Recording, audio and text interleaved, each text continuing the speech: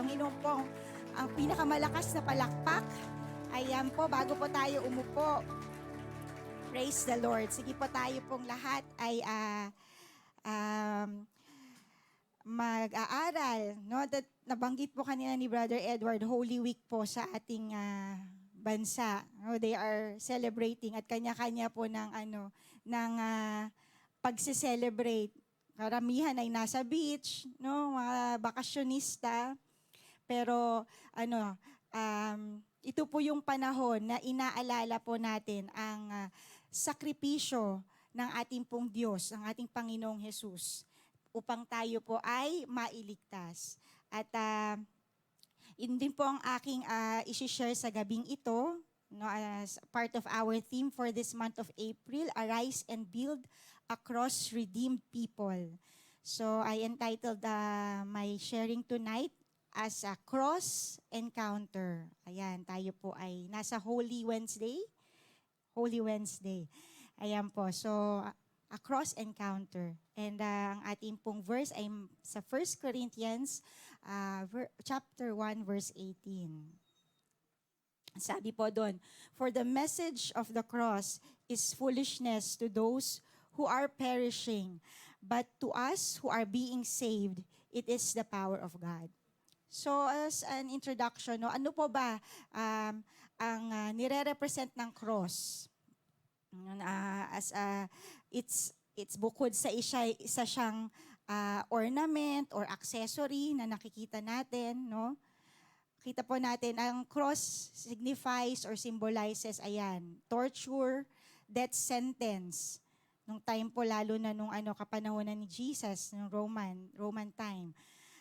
It's a Christianity symbol of salvation.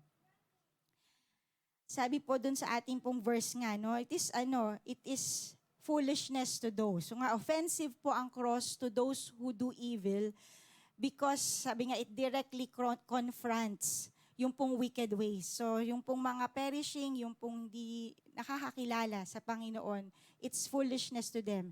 It's actually offensive, di po ba? Pag parang confronting kasi na ikay may ginawang kasalanan.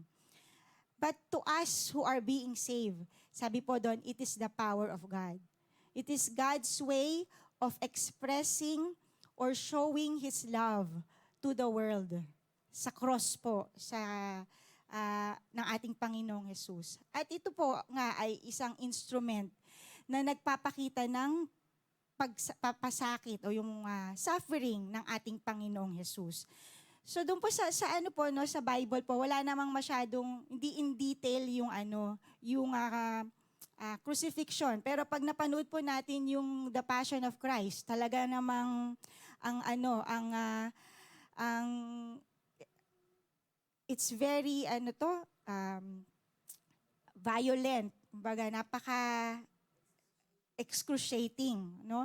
So let us take a glimpse sa suffering po, a cross-related suffering na pinagdaanan po ng ating Panginoong Jesus. Just to kasi let's take a closer look po sa cross ni Jesus. At makikita po natin doon, meron pong tatlong klase ng cross-related suffering ang ating Panginoong Jesus. Una po is yung pong physical, no? Alam niyo po ba na ang Panginoong Jesus ay nag-endure daw po ng 5 basic wounds during po nung whole process ng crucifixion, no, from the time po. At ano daw po yung according to medical science. 5 po ito. Hindi ko po alam kung bawat isa po sa atin ay nakaranas na ng mga basic wounds na to, no? Pero ito po, ang lahat po ito ay pinagdaanan po ng ating Panginoong Jesus. Yung pong concussion, yung pong bugbog sa kanya, no? Yung ulo, talagang, di ba, pag minsan nga, mawawalan ka ng malay, no? Mga ganon, laceration or yung pong pagfa-flag sa kanya tsaka yung weeping. Yun daw po palang ginamit na ang mga Romans po kasi talagang way nila is ito torture muna nila yung ipapako nila sa krus na halos talagang ito nga lang daw pong laceration or flogging, pwede nang ikamatay nung nung prisoner. No, kasi talagang meron siyang tips na metal dun sa whip or mga buto na talagang pag hinampas sa balat at hahatakin, masasama yung flesh. So dudugo yun. At alam niyo po, syempre muscle yun eh. 'Di ba? Ilang beses kang hahampasin at yung pang hihilahin, sasama yung balat. Mapaparalyze na. Actually, wala nang silbi yung muscle mo kung ito'y gutay-gutay na at durog-durog na. Po ba? At ayun po, yung penetration, yung pong nilagay yung crown of thorns sa scalp ng Lord Jesus. Yun, nag-penetrate yung mga thorns sa ulo niya. Perforation, yun naman po yung mga pako na drive sa kanyang kamay at sa kanyang paa. Ayan, na perforation. And last po is yung incision. Yung spear na tinusok sa kanyang tagiliran. So lahat po yan, mga wounds that Jesus endured during the process of crucifixion. At ito pong infliction, pagkatapos po siyang pahirapan doon, saka po ibibigay yung ipapasa niya yung cross at dadalhin niya hanggang doon sa place ng crucifixion at doon siya ipapako. Sabi nga po, pag daw po pinadala po, if you take up your cross, no, when you're in the process of crucifixion, one way ticket. Kumbaga no point of return. Hindi na yun pwedeng baguhin, hindi na yun pwede ka pang umatras. You're already prepared to die kapag pinapasan sa iyo yung cross na yon. At actually hindi na nga po natapos ni Jesus, di ba? Hindi naman niya nadala lahat ng all the way to the root of the cross. Hindi naman niya nabitbit yung cross niya sa sobrang pagod niya, sa sobrang duguan na siya, sugatan na siya. But he had to endure it. No, he had to. Yun po yung physical na suffering ni Jesus. And then ang pangalawa po na isa pang masabi much harder to bear is yung spiritual. Ano daw po yun? Jesus experienced the psychological pain of bearing the guilt for all our sin. So makikita po natin yan sa Isaiah 53 verse 6. The Lord has laid on him the iniquity of us all. Sa 2 Corinthians 5:21 din po, God made him who had no sin to be sin for us. So tayo po tayo pong mga tao, magkasala lang po tayo, meron tayong magawang masama. May guilt tayo, di ba? Napakabigat na nun sa atin pag meron tayong dinadala na pasanin. At makasalanan na po tayo, we are sinners. Imagine the Lord Jesus. He had no sin. No, wala po siyang kasalanan, ni evil thought, ni mag-isip ng masama, ni magsalita ng anumang hindi magandang bagay. Hindi niya yun po ginawa. And then, ang buong kasalanan ng buong mundo ay inilagay sa Kanya. No, ganun na lang, it's very heavy to bear. Sabi nga po doon, He not only bore the guilt of our sin, but also became our substitute who absorbed all of God's wrath against sin. Nakikita po natin yan sa John 2 verse 2 na He took all the wrath para lang masuffice yung God is a God of justice. And He has to deal with the sin. At wala pong ibang pwedeng mag-bear nun, kundi ang Panginoong Jesus. And He had to endure. He had to take all of that for you and me. Ano pa po ang isa pang cross-related suffering na pinagdaanan po ng ating Panginoong Jesus? Physical, emotional, spiritual, and then pangatlo po is emotional.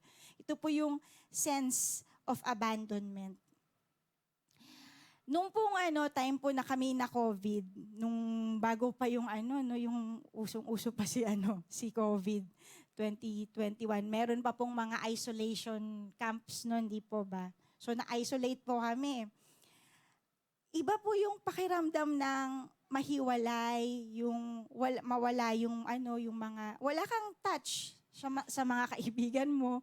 O kasama ko pa yung pamilya ko noon, actually yung mga anak ko, si Brother Dindo nga yung actually naiwan mag-isa.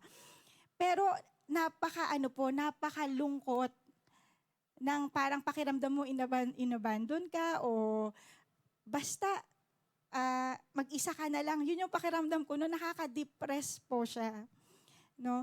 Si Lord Jesus, siya po, syempre 'di ba, binitray nga siya ni Judas. Tapos yung the rest of the disciples ay wala rin. At the time of his greatest suffering, na siya po ay pinapahirapan, wala po siyang kasama noon. Okay nga, di ba, sana kahit may isa eh. No, if I had only one friend left, sabi nung song. Di ba? Kailangan merong isa. At yun po yung God the Father. Pero even God the Father forsake him. Dahil nga po dun sa kasalanan.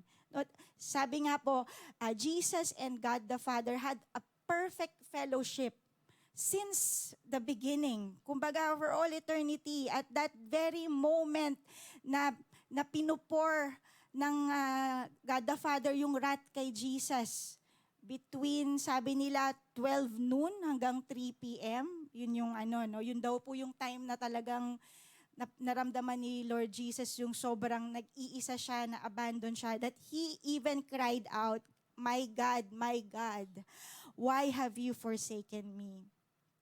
Yun po yung napakahirap. I think that is the greatest suffering that Jesus had to endure for you and for me.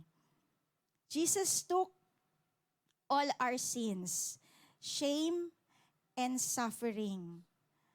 And when I say all, I meant all. Bakit po? Alam niyo po ba nung time na si Jesus ay 'di ba yung yung 7 last words niya, nabanggit po niya yung I thirst. Sabi po niya, I thirst. And then meron pong nagbigay nung vinegar na may mixed with sabi nila mayroon daw yun, gall or apdo, drug daw yun. Ang effect daw pala nun is to numb, or parang it's a sedative. Parang anesthesia. Pero alam nyo, hindi yun binigay sa kanya ng mga Romans. Hindi naman binibigay yun ng Romans dahil para matulungan siya or naawa sila sa kanya. Hindi. Ginagawa talaga daw yun ng Romans para, yun nga, malesen yung senses nung pinapahirapan nila, at kung anong ipagawa nila is susundin. Para madali yung trabaho nila. No? Akala nyo, naawa sila kaya binigyan si Jesus ng No. Gusto nilang yun nga, magkaroon ng effect na hindi niya, yun nga, maging sedative. Hindi niya maramdaman. Pero po, si Jesus, he just tasted it. He just tasted it, di ba? He did not drink it. Kung makikita po natin, kung ako din nga po, binalikan ko, hindi niya. O nga, ba't niya nga hindi ininom? I thirst, pero hindi niya ininom. Kasi Jesus doesn't want to skip the suffering. Gusto niya, yung mind niya he can sense everything. He doesn't want it kasi talagang gusto niya, he had to take all of our sin, shame, and suffering so that you and me can have eternal life. Tayo nga po, makaramdam lang ng pain. Alam niyo yun, yung mahiwaan ka lang nga dyan Talagang kahit na paper cut lang di ba? Ang sakit-sakit. Noon pong ako'y, yung una ko pong labor kay Dindin, yung mami ko po nandito noon. 16 hours na akong nagli-labor. Pakasakit po talagang. Pakasakit, hindi ma-imagine, no? Pero 4 na beses kong pinagdaanan yun. Pero sabi ng mami ko, nahirapan na siya Sabi niya, anak, magpa-epidural ka na kasi. Para hindi ko na daw maramdaman. Pero mo 16 hours na ako nagli-labor.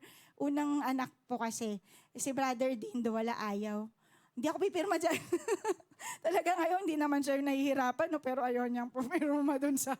So talagang, ayun po, napunta na ako dun sa ano. So ang minimin ko lang po is, we cannot, it's unbearable for us, even just a simple wound.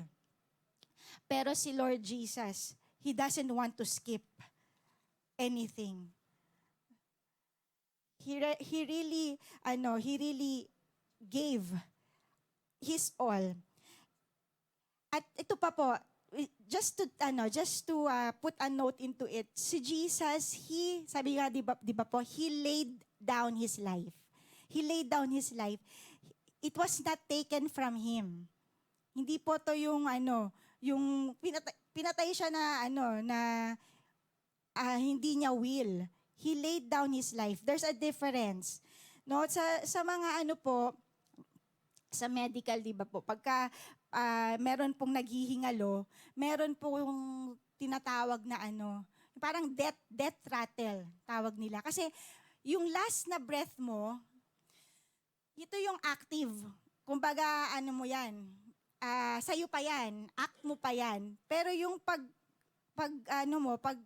yung last breath mo, at biglang, nalagot na yung hininga, tawag nila dun is death rattle. Maririnig po yan. Pero hindi pa naman ako personaling naka-witness ng naghihingalo, no? Pero yun po yung napag-aralan namin na, yun nga po yung last na breath, yan, act mo pa yan. Pero yung paghalagot ng hininga, yun na yung wala nang life. Jesus did not have that. Hindi po siya yung kasi anong sinabi niya, di ba? Sabi niya, Father, into thy hands I commend my spirit. So he really laid down his life. Isinuko niya yung spirito niya. Hindi yun yung kagaya nga ng sinasabi ko sa inyo na nalalagutan ng hininga. No, it means that the life was taken.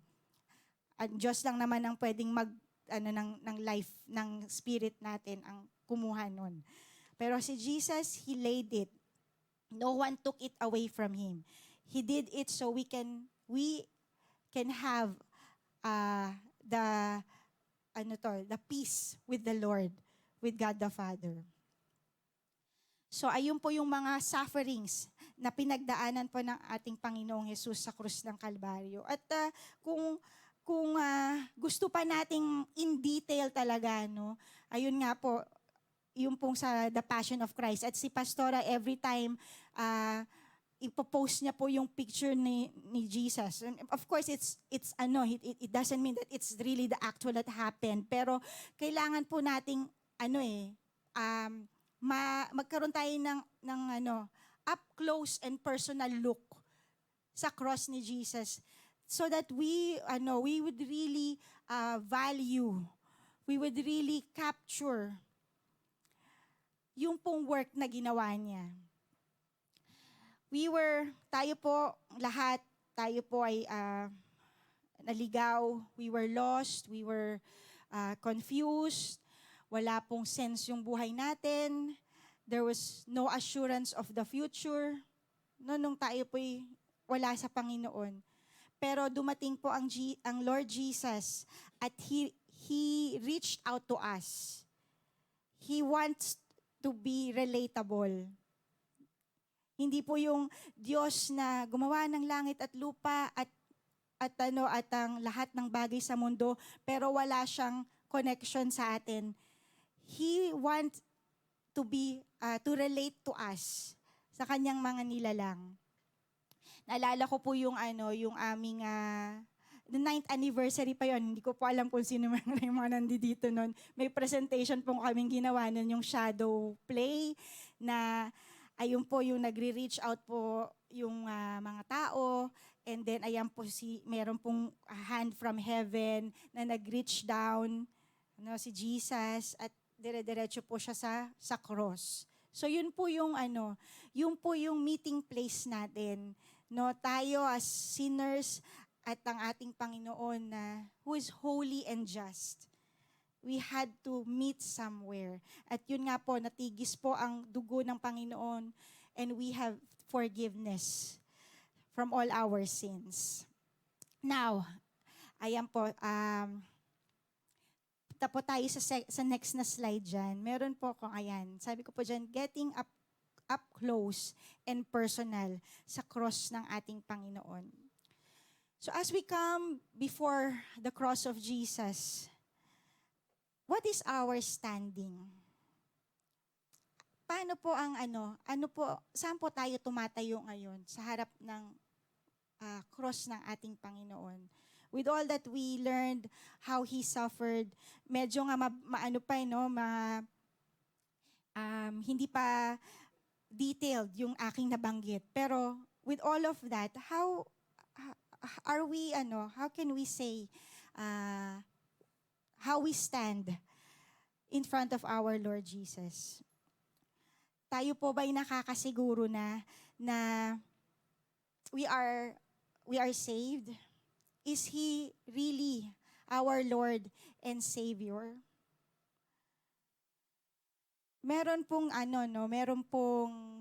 kasama si Lord Jesus that time. Dalawang thieves, di ba? Sa kanan niya at sa kaliwa. And alam po natin yung story. Yung isa po, minak siya, sinabihan siya na, kung ikaw ang Diyos, iligtas mo ang sarili mo at iligtas mo kami. At yung isa naman, sabi, hindi mo alam ang sinasabi mo, Panginoon, alalahanin mo ako pag kayo ay nagpunta na sa paraiso. Sa dalawang cross po na yun, nasaan po tayo? Siyempre, sasabihin po natin, Lord, tinanggap ko si Jesus, so nandun po ako sa cross wherein I accept and receive the Lord. Pero may mga pagkakataon din po that we reject, we neglect, and we take for granted what Jesus has done.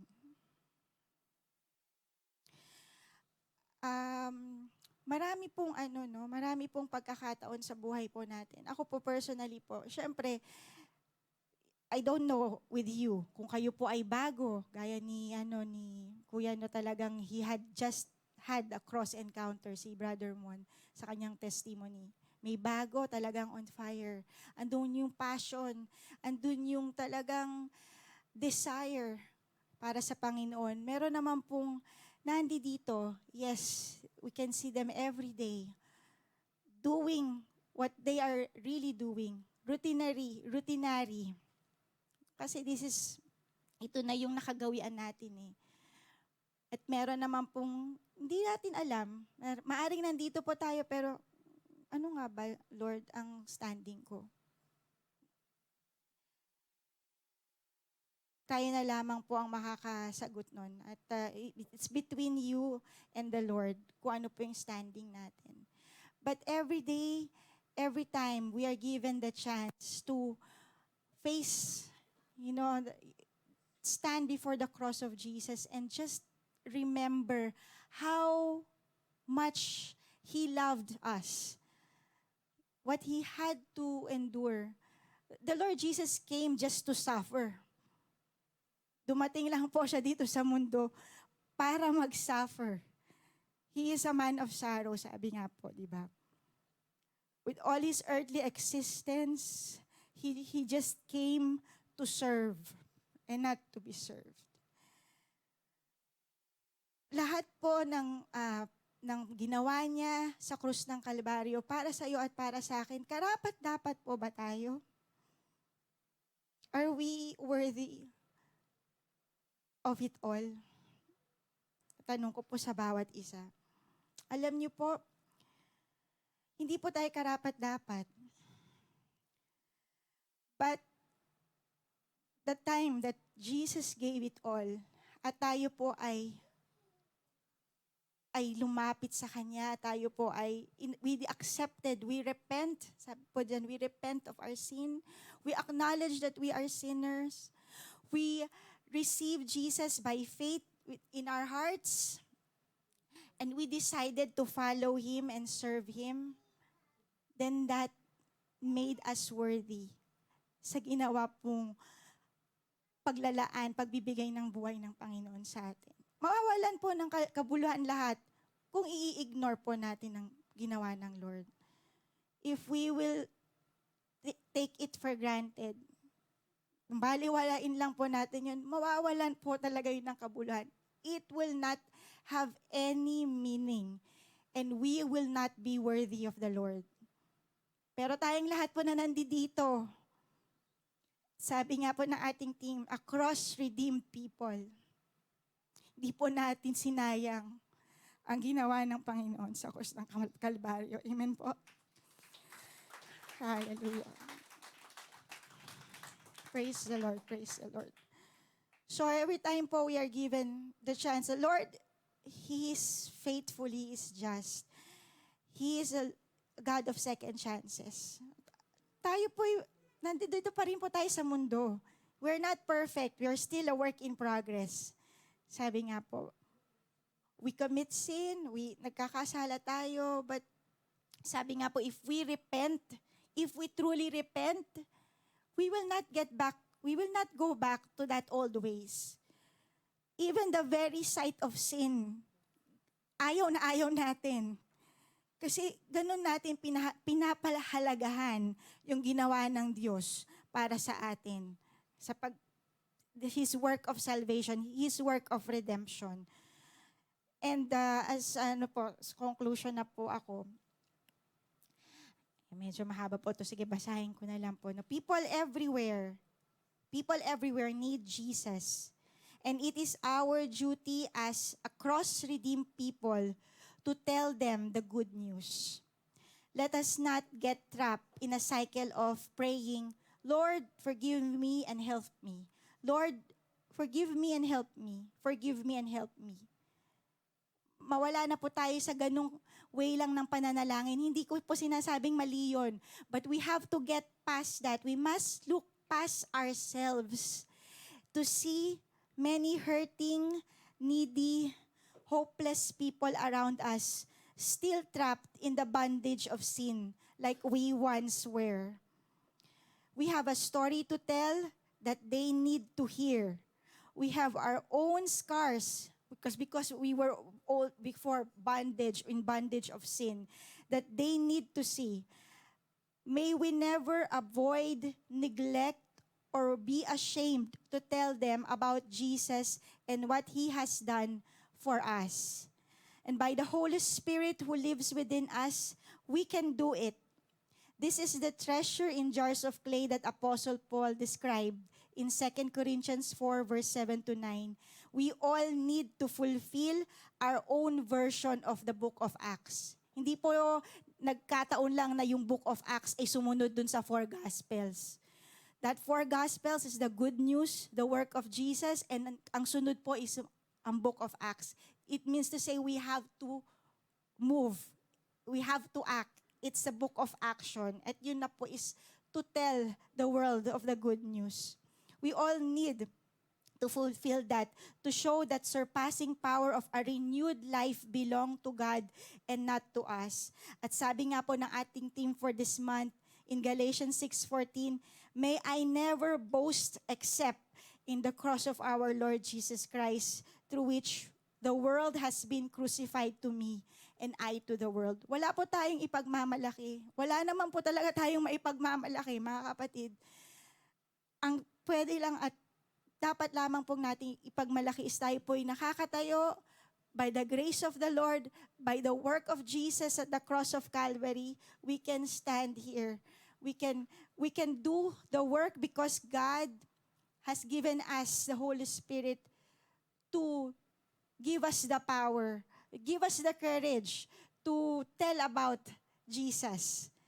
So yung pong ating duty, yung pong ating responsibility as cross-redeemed people of the living God. Amen? Amen. Praise the Lord. Hallelujah. Sige po, tayo pong lahat ay tumayo. It's our faith. And you will deepen, Lord God, the intimacy, Lord, between your people.